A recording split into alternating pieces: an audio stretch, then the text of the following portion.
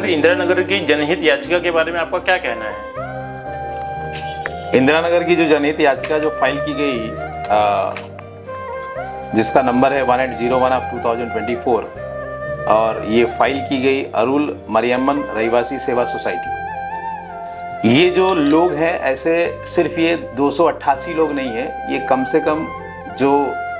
शुरुआत में जो इसकी नींव रखी गई वर्ल्ड बैंक के सामने, और जो वर्ल्ड बैंक से कर्जा लिया गया, इसके लिए कम से कम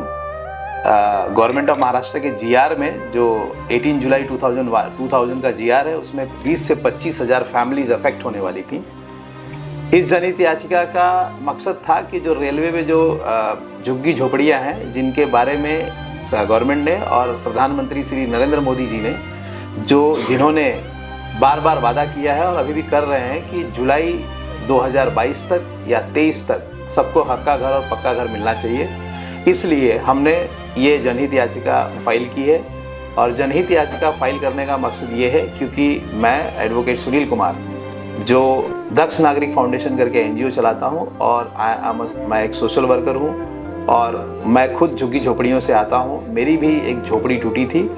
और वही रीज़न है कि इन झुग्गी झोपड़ियों को जब मैंने ये हालत देखा तो मुझे ये लगा कि अगर मैं वहाँ से आया हूँ तो मुझे अपना पास नहीं भूलना चाहिए और इनके लिए भी कुछ प्रयत्न करना चाहिए। और मेरे प्रयत्न को मुझे सबसे बड़ा मैं बहुत बहुत धन्यवाद करता हूँ अपनी न्यायपालिका को, chief justice Bombay high court को, जिन्होंने इस जनहित याचिका को बहुत ही गंभीरता से लिया और सीधा इसमें एक ऐसा आदेश दिया जिसमें कि एक कमेटी बनाई गई। उस कमेटी को हेड करेंगे डीआरएम,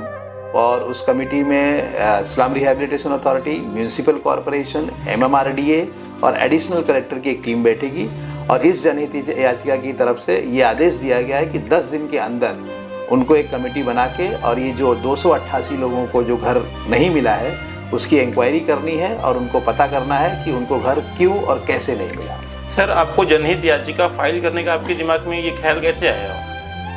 जनहित याचिका फाइल करने का जब ये लोग मेरे पास आए तो जब मैंने इसमें एक लेटर बार बार मेरे दिमाग में आ रहा था, वो लेटर लिखा गया था श्री गोपाल शेट्टी जी द्वारा।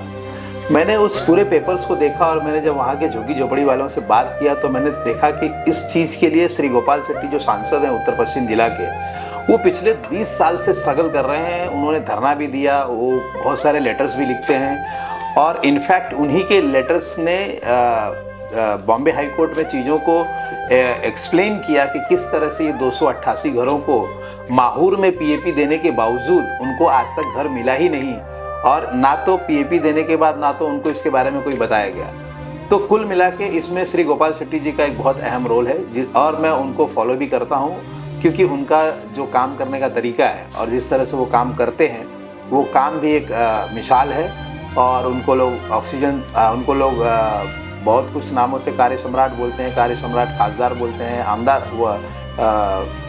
गार्डन सम्राट बोलते हैं, लेकिन मैं उनको ऑक्सीजन मैन बोलता हूँ। तो उनकी जो एनर्जी लेवल है, मैंने देखा कि अगर ये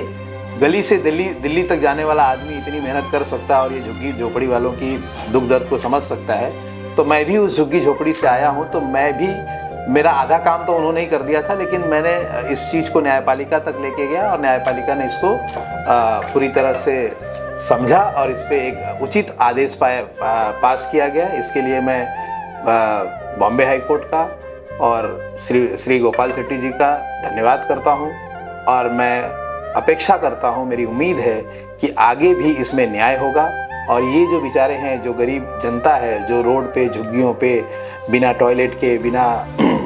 बेसिक फैसिलिटीज़ के अपनी लाइफ बिता रही है, इनको न्याय मिलेगा। धन्यवाद, नमस्कार, जय श्री राम, जय महाराष्ट्र।